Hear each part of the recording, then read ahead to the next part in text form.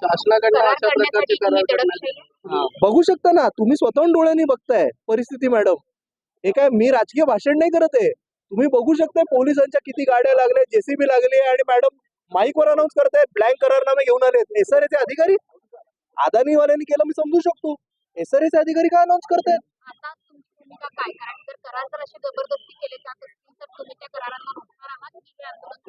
करार जबरदस्ती करूच देणार नाही. करार जबरदस्ती मी करूच देणार नाही. लोकांना पाहिजे असतील तर जरूर करार करावे. मॅडम येऊन मला सांगितलं कोणीतरी स्वतःहून करार केलाय, नो प्रॉब्लेम, काही हरकत नाही. इकडचे सगळे 180 लोक जरी मला येऊन म्हणाले की वरुणजी आम्हाला करार करायचे, की आम्हाला करार करायचे, आम्हाला अदानीच विकासक म्हणून आणि त्यांच्या पद्धतीने करायचं, नो प्रॉब्लेम. इकडचे लोक म्हणाले तर काही हरकत नाही, पण जोर जबरदस्तीने करू देणार नाही, करू देणार नाही. सत्ता कोणाचीही असो, आम्ही लोकांसोबत उभे राहणार. मी इकडे थांबणार. आज अख्खे दिवस कार्यक्रम रद्द करून इकडे थांबणार. कोर्टाची ऑर्डर किती वाजेपर्यंत येईल? कोर्टाची क्लिअर ऑर्डर आलेली आहे. कोर्टाने स्टेटस को मेंटेन करायला सांगितलेलं आहे. तरी एसआरएचे अधिकारी म्हणतात आम्हाला स्टेटस कोचा अर्थ आम्हाला समजत नाही. आता कसं आहे, काहीच जर मानायचं नसेल तर देशात लोकशाही आहे का? पहिली गोष्ट, एवढी दडपशाहीची गरज काय मला कळत नाही. सुप्रीम कोर्टाचं ऐकलं जात नाही. आता परत एकदा आम्ही 1 वाजता, किती वाजले, अर्ध्या तासात परत एकदा मेन्शन करणार आहेत आमचे वकील सुप्रीम कोर्टामध्ये. बघूया तेव्हा काय आम्हाला हे मिळतं का. पण याची गरज काय एवढ्या पोलिसांची? अरे पोलीस पण आपलेच आहेत ना, कशाला आपापसात तणाव निर्माण करताय तुम्ही? प्रेमाने होऊ दे सगळं, काहीच म्हणत नाही आम्ही बाकी, फक्त प्रेमाने करा, जोर जबरदस्तीने करू नका. आदित्य ठाकरे मंत्रालयात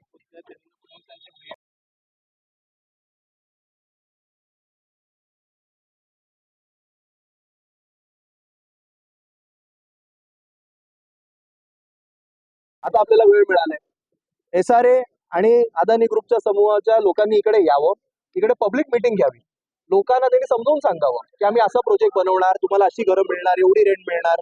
ते जर मान्य केले तर मी त्यांच्या सोबत उभं राहून इकडे लोकांची मदत करेन. सगळ्यांनी करार केला, काही हरकत नाही. लोकांना तुम्ही मान्य करून घेतलं तर आमचा अजिबात विरोध नाही. या प्रकरणासंदर्भात आपण यापूर्वी मुख्यमंत्र्यांची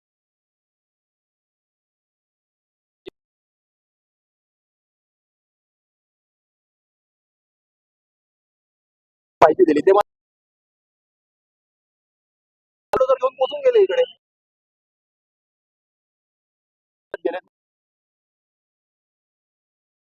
पण तोपर्यंत माध्यमातून आणि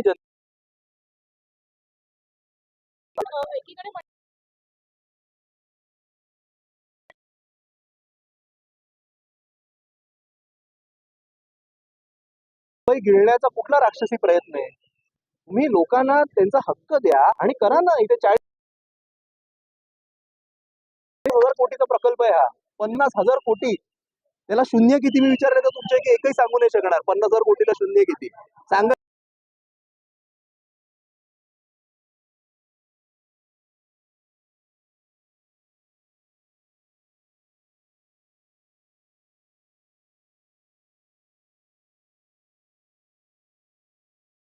एकदा सांगतो, आज 180 घरांवर डेमोलिशनची नोटीस काढलेली आहे.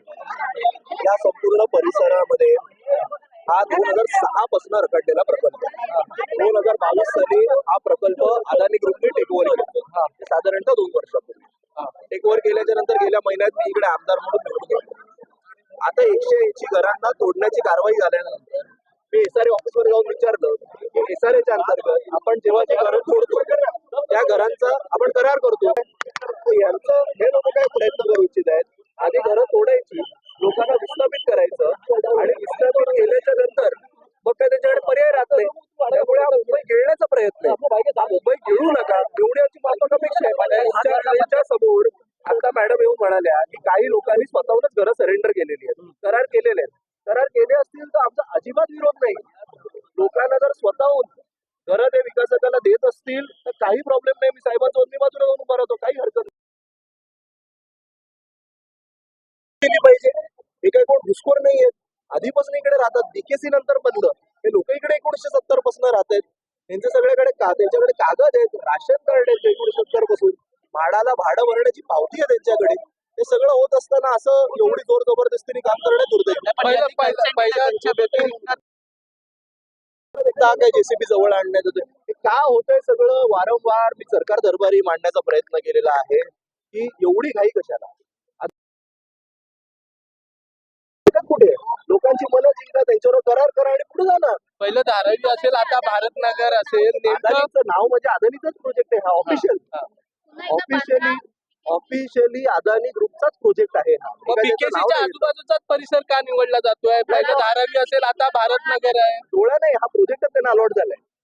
बीकेसीचा एवढा सुंदर प्रोजेक्ट पूर्ण त्यांना अंधन देऊन टाकण्यात आलेला आहे. माझं काय म्हणणं आहे, तुम्ही त्यांना कायदेशीर अंधन दिलेलं आहे, ठीक आहे, लोकांसोबत करार करा आणि मग करा. उद्या आपल्या कोणाची जर घरं तोडायला आले तर आपण नाही का रस्त्यावर उतरणारच ना. आपण काय म्हणू, आमचं रिडेव्हलपमेंट करायचे, बाबा आम्हाला किती फुटाचं घर देणार, कधी देणार, तोपर्यंत आम्हाला भाडं किती देणार. दिसते ना बळजबरी होतं ना. तुम्ही मला सांगा, जर हे सगळं आनंदाने होत असतं तर एवढे 200-250 आपल्याला पोलिसांची काय गरज आहे? सुप्रीम कोर्टात अपील केलेलं आहे, ऑर्डरची वाट बघताय, काय पण झालंय? पोलीस थांबायला तयार नाही, प्रशासन देखील थांबायला तयार सुप्रीम कोर्टात अपील केलेलं आहे. आमचे जे वकील आहेत त्यांचं म्हणणं,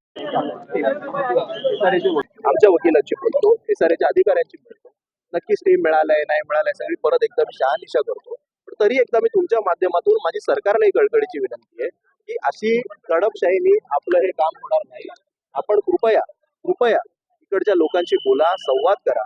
अदानी ग्रुप असेल, एसआरए असतील, तुम्ही या इकडे पब्लिक मिटिंग घ्या. तुम्हाला कसा विकास करायचा हे लोकांना दाखवा आणि त्यानंतर विकास करा.